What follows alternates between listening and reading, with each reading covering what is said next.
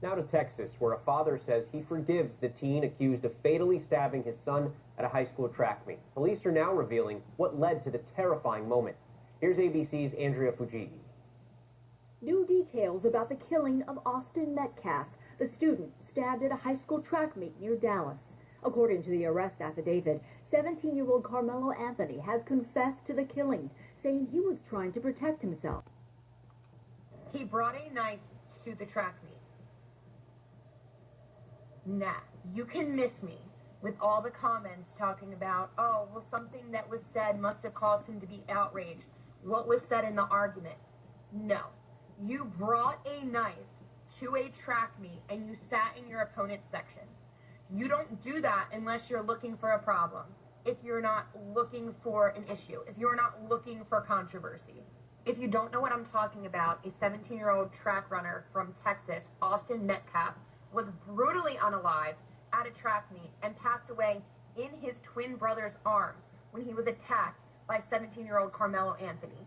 Carmelo sat in the section for the Memorial High track runners and was mouthing off behind them. And when Austin turned around to ask, who are you? What are you even doing here? He said his name was Mello and he wanted to sit there. And that's when Austin said, well, you're in the wrong section, because he was bothering his teammates because he was in fact in the wrong section. They made him go away when they were doing CPR on him, but he was there when he was stabbed. This Austin Metcalf was 17. He was a student. I mean, he did nothing wrong. People shouldn't be wrongfully, randomly unalived and aggressed, regardless of whatever the scenario is, unless it's some situation of self-defense. But this wasn't that.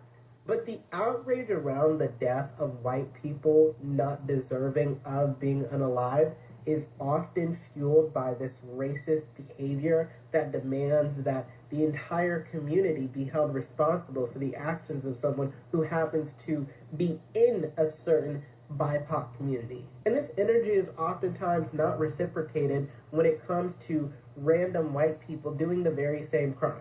Some white people want to be oppressed so bad. Let's talk about it. There's a young man named Austin Metcalf, 17 years old, just recently got unalived at a track meet by a young man named Carmelo Anthony.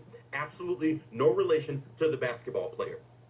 And there are brain-dead napkin Americans, enemies of the sun, with the caucasity to say, oh, where's the national outrage? Oh, he died in his twin brother's arm. This is such a tragedy. Oh, where are the marches? Oh, where are the protests? Oh, we're not burning down cities.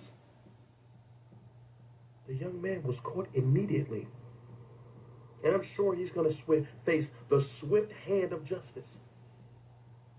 But y'all want to take part in the oppression that you all created so bad that you will break your measly arm reaching for a situation that's not even analogous.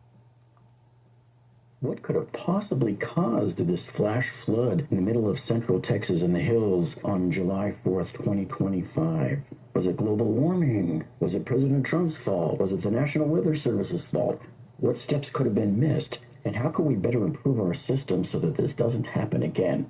Now, there's one other thing here that contributed to the disaster here, and that is that Camp Mystic here was located at the worst possible place you could possibly be. Tech giants like Microsoft and Google are outsourcing more and more coding to AI in a productivity push, but some new research shows the tools might not be as helpful as some expect. Deirdre Bose is digging into that for today's Tech Check. Happy Friday, Dee. Happy Friday. Good morning, Carl. So this is some cold water poured on the AI productivity hype. Researchers at Meter, which is an AI nonprofit research firm, ran a real-world trial and found that seasoned engineers were actually 19% slower when using AI tools like Cursor. Instead of speeding them up, the AI often gave suggestions that looked helpful but actually required time-consuming corrections.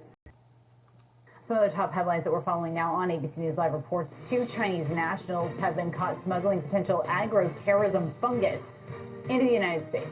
According to the Department of Justice, the smugglers are Chinese nationals allegedly receiving Chinese government funding for their research. DOJ officials are saying that one of the defendants already admitted to smuggling the substance through the airport in Detroit.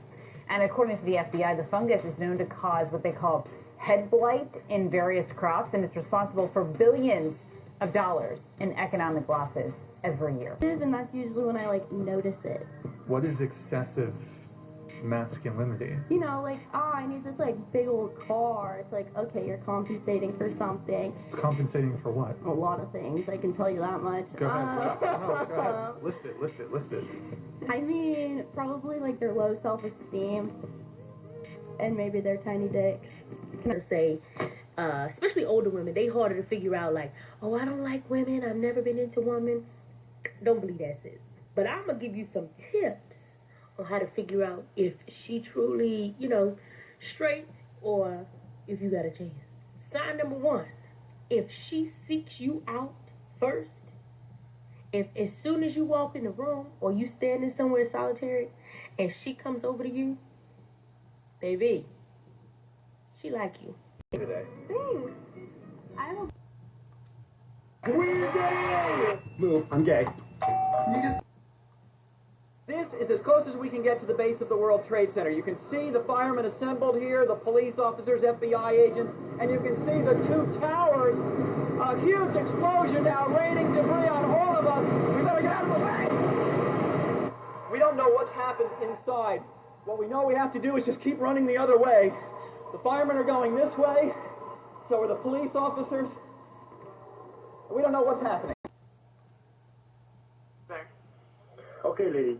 Me, my dad, and my brother, we're working on a truck in our backyard, and we have a big lot outside, right? Correct? Okay. We're working, and we just see in a corner of our eye something fall down from... Where is this on your property? In my backyard. And I swear to God, this is not a joke. This is actually, we're terrified of it. So there's 2 people or 2 subjects that are in your backyard? Correct, and they're very large. They're 8 foot, 9 feet, 10 foot, I don't know, they look like aliens to us. Big eyes, they have big eyes, like I can't explain it, and big mouth. Look at the Iranian stock market and look at the Israeli stock market. They're... And the American stock market. And the American stock market, and you know what? It's related. Those are, in Iran, it's below the floorboards. In Israel, it's vertical. In America, it's shooting up because of the things that people have confidence. They have confidence in the future. They have confidence in innovation. And you know that the products of the mind change. Well, conceptual products are so, the value added there is so enormous. But we're also looking at other things. War against Hamas and the efforts for a temporary ceasefire. Israeli warplanes are still launching devastating attacks in Gaza, striking 180 targets in just a day. Meanwhile, in Washington, Israeli Prime Minister Netanyahu is involved in ceasefire talks and meeting with top U.S. officials, including the Secretary of Defense.